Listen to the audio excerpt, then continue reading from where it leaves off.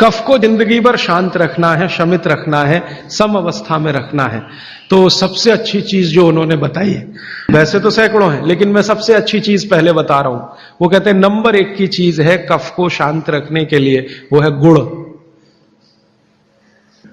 और ऑब्लिक करके उन्होंने एक चीज बताई है, शहद। तो वो कहते हैं कि जो शहद खा सकते हैं वो शहद खाएं, जो नहीं खा सकते वो गुड़ खाएं। अब आप में से जो जैन सिद्धांतों का पालन करने वाले हैं उनके लिए है गुड़, और जो जैन सिद्धांतों का पालन नहीं करते वो शहद भी ले सकते हैं। गुड़ कफ को कैसे शांत रखेगा, आधुनिक विज्ञान की जानकारी कुछ मैं आपको इसमें जोड़ना चाहता हूं। कफ जब भी बिगड़ता है तो शरीर में एक तत्व की बहुत कमी आ जाती है, वो है फास्फोरस। केमिकल है एक फास्फोरस। जब भी कफ बिगड़ेगा तो आप समझ लो आपके शरीर में फास्फोरस की कमी है। और फास्फोरस का एक छोटा भाई भी है, आर्सेनिक। आर्सेनिक वैसे तो शरीर में ना रहे तो अच्छा है क्योंकि जहर है, लेकिन बहुत मामूली मात्रा में रहे तो फास्फोरस को ताकत देता है ये आर्सेनिक।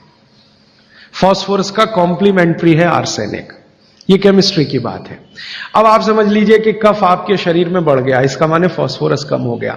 तो भागवत जी ने कितनी इंटेलिजेंसी से चुना, गुड़ खाओ। हमने गुड़ को जब टेस्ट किया लेबोरेटरी में तो उसमें सबसे ज्यादा फास्फोरस ही है। गुड़ में सबसे ज्यादा फास्फोरस है। हालांकि उसमें थोड़ा मात्रा में आर्सेनिक भी है, लेकिन फास्फोरस उसमें सबसे ज्यादा मात्रा में है। और गुड़ जो बना है ना, किससे बना है? गन्ने के रस से। तो गन्ने के रस को टेस्ट किया तो पता चला गन्ने के रस में फास्फोरस है, लेकिन गन्ने के रस से ज्यादा गुड़ में है। गन्ने के रस में भी फास्फोरस है, लेकिन उससे ज्यादा गुड़ में है। तो क्या किया हमने? गन्ने के रस को गर्म किया। तो गर्म करने की जो प्रक्रिया है, इसमें फास्फोरस घटा नहीं, बढ़ा। ये पता नहीं क्या अद्भुत विज्ञान है। तो भागवत जी ने यह नहीं कहा कि गन्ने का रस पियो, उन्होंने कहा गुड़ खाओ।